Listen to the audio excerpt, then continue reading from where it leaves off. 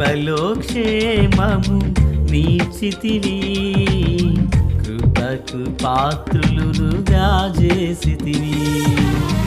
కృపలో క్షేమము నీచితివి, కృపకు పాత్రులుగా చేసితివి. కృపను గూర్చి పాడెదనేను, కృపను గూర్చి పొగడెద నిన్ను. కృపను గూర్చి పాడెదనేను, కృపను గూర్చి పొగడెద నిన్ను.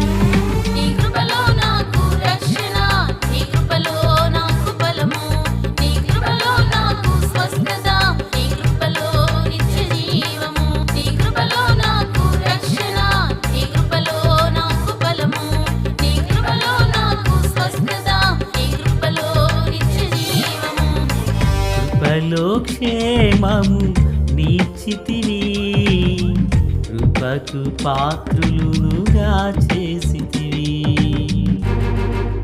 ప్రభు అయినటువంటి యేసుక్రీస్తు వారి పరిశుద్ధమైన నామములో తండ్రి అయిన దేవాది దేవునికి నిత్యము స్తుతియు స్తోత్రములు, మహిమయు ఘనతయు ప్రభావములు యుగయుగములు ప్రభునకే చెల్లునుగాక. ఆత్మీయులారా, బాగున్నారా? దేవుని మహాకృపను బట్టి మరో పర్యాయము మనం ఇలాగన కలిసి ప్రభువును స్తుతించే కృపా భాగ్యాన్ని దేవాది దేవుడు మనకు అనుగ్రహించున్నారు. దయగలిగిన ఆయన ఆత్మచేత సమభూమి గల దేశమున ప్రభువు మనలను నడిపించునుగాక. నేటి దిన వాక్య ధ్యానము కొరకైన భాగము నిర్గమాకాండము 19వ అధ్యాయము. ప్రియులారా, మరి 9 నుండి 17 వరకున్న వాక్యములను మనం ఈరోజు ధ్యానం చేయబోతున్నాం. మూలవాక్యమై 10వ వచనం. యెహోవా మోషేతో, నీవు ప్రజల యొద్దకు వెళ్ళి నేడును రేపును వారిని పరిశుద్ధపరచుము. వారు తమ బట్టలు ఉదుకుకొని 3వ నాటికి సిద్ధముగా ఉండవలెను.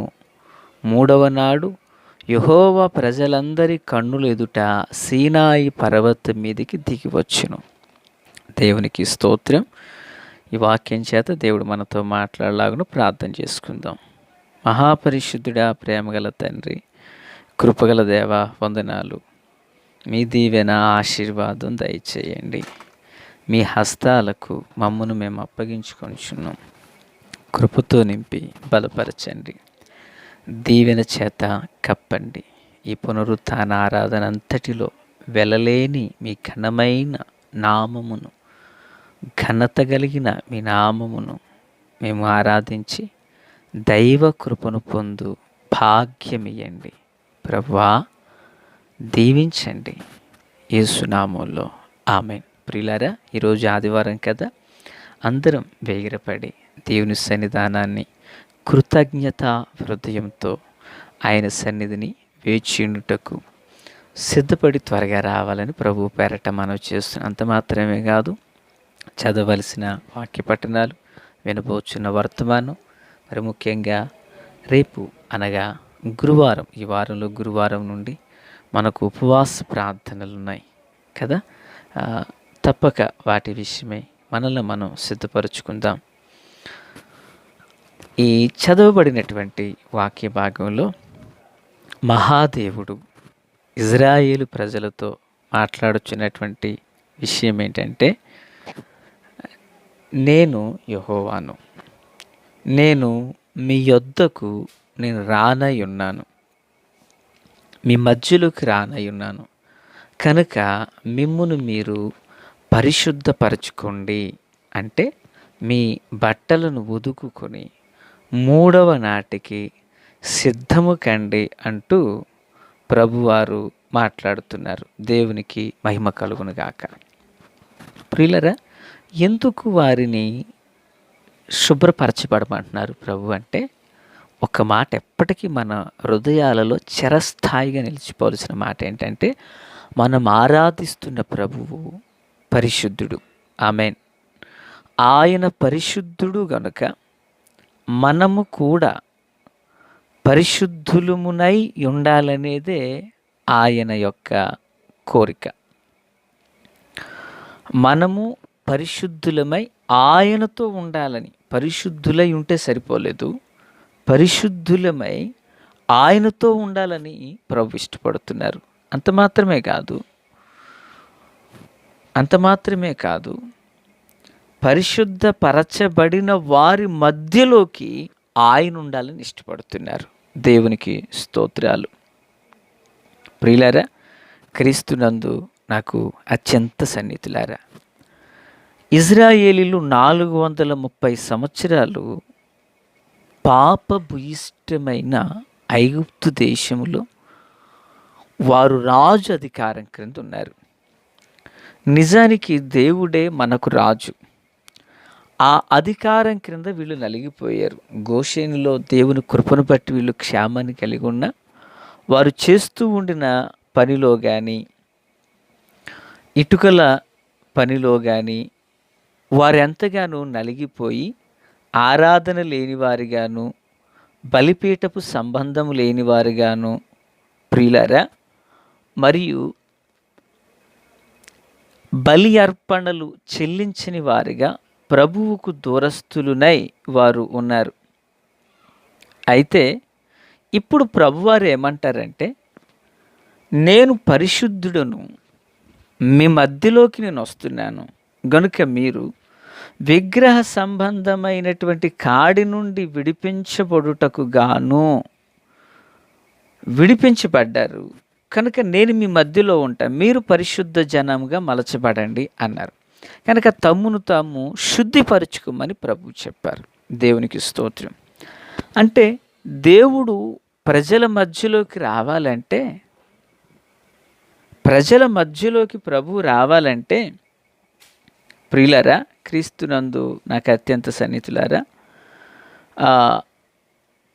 ఆడంబరాన్ని చూడరు, ఆత్మీయతనే చూస్తారు.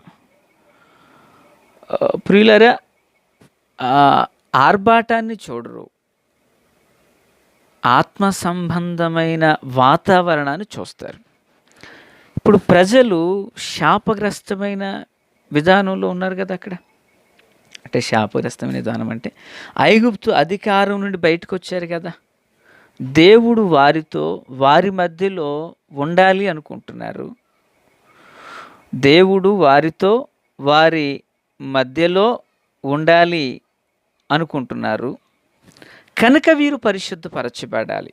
మనకు సందర్భం గుర్తొచ్చి ఉంటుంది ఈ పాటికి. ఏంటంటే, ప్రపంచమంతా లయమవుతున్నప్పుడు ఒలీవ కొమ్మ శ్రేష్టమైనదిగా ఉంటే అప్పుడు పావురం ఒలీవ కొమ్మ మీద పాదాన్ని మోపింది. దేవునికి మహిమ. ఒలీవ వంటి జీవితాన్ని నేను, ఒలీవ వంటి జీవితాన్ని మీరు జీవిస్తే, అట్టి అనుభవం లోనికి మనం నడిపించబడితే,